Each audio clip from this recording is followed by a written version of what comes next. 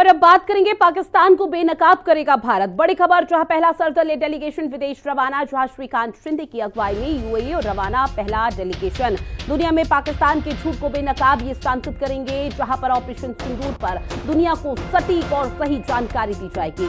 तो बड़ी खबर आपकी टीवी स्क्रीन पर, जहां लगभग सभी तैयारी हो चुकी है और वो तस्वीरों का हर कोई इंतजार कर रहा है, जब आपको बता दें पाकिस्तान के हर एक झूठ को बेनकाब किया जाएगा। झूठ को बेनकाब करने से पहले पाकिस्तान ने किस तरह से आतंकिस्तान बनाया और आतंक का गढ़ पाकिस्तान को बनाकर रख दिया है, किस तरह से वहां की सेना, वहां की जो सरकार है वो लगातार आतंकियों के सपोर्ट में रहती है, इसका भी जिक्र किया जाएगा।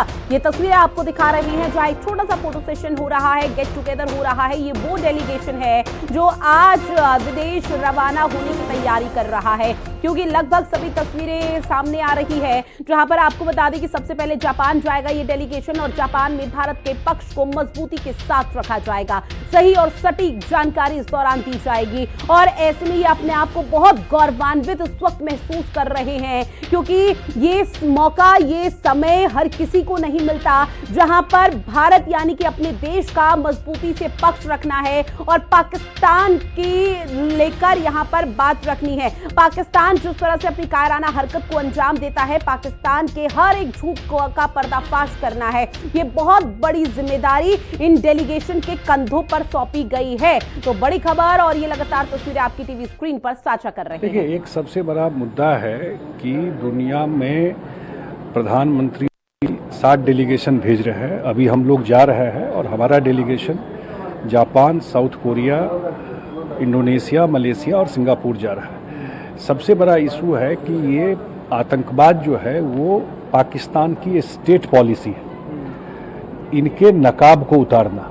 ये आतंकवाद कोई वहाँ से कोई 2-4 लोग ऐसे नहीं आते हैं, पूरा स्टेट उसको स्पॉन्सर करता है, पूरा थ्राइव करता है स्टेट के सपोर्ट से। इस बात को पूरे दुनिया में जा कर के बताना। और दूसरी बात जो है, जो एक न्यूक्लियर ब्लफ है, जो हमेशा बोलता है कि मैं आतंक कोई घटना हो गई तो न्यूक्लियर ये कोई, इस ब्लफ को भी ख़त्म करना कि ऐसा नहीं होगा कि हम आपके आतंकवाद और हमारे यहाँ आकर के टेररिस्ट एक्टिविटी करते रहिए और उसको हम झेलते रहेंगे। तीसरा है सिंधु इंडस रिवर का जो इशू है, वो सब इशू जब भी 1960 में हुआ, उस समय उसका सबसे बड़ा था कि फ्रेंडली और कोऑपरेशन के रहेगा दोनों कंट्री में, वो सब तो कुछ बचा नहीं।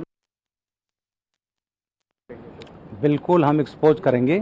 और पाकिस्तान अभी एक केवल 22 अप्रैल की बात नहीं थी, ये तो हमेशा पिछले 30 वर्षों में भारत में आतंकवाद फैलाता रहा।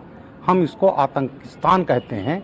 और जो तमाम बड़ी बड़ी घटनाएं की, 26/11 मुंबई, उत्तर प्रदेश में हमारे सीआरपीएफ अटैक, हमारे साइंटिस्ट पर 2005 में हमला बंगलौर में, बड़ी बड़ी घटनाएं। उसके बाद जब उरी का हुआ तो मोदी जी ने उस पर, हम लोगों ने उनके निर्देश पर सर्जिकल स्ट्राइक हुआ।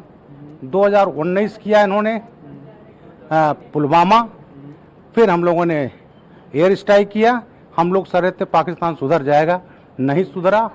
फिर 22 अप्रैल को जो नृशंस इन्होंने 28 लोगों की हत्याएं की, उसके बाद ऑपरेशन सिंदूर चला। हमारा केवल टारगेट था उनके आतंकी ठिकाने, उनको हमने बर्बाद कर दिया।